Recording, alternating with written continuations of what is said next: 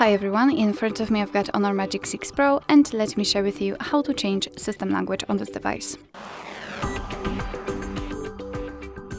So let's enter the settings first of all, and then scroll down to the very bottom to find system and updates.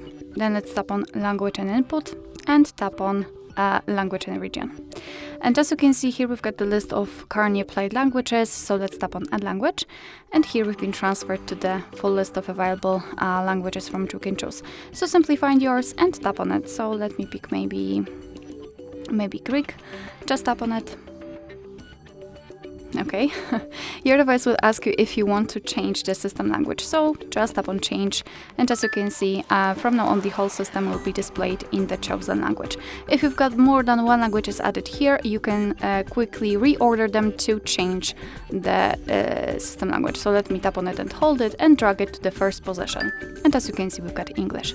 Of course, you can also remove the languages from this list. Tap on delete, mark the language, and tap on remove. Tap on OK. And as you can see, we've got only English or any other language left.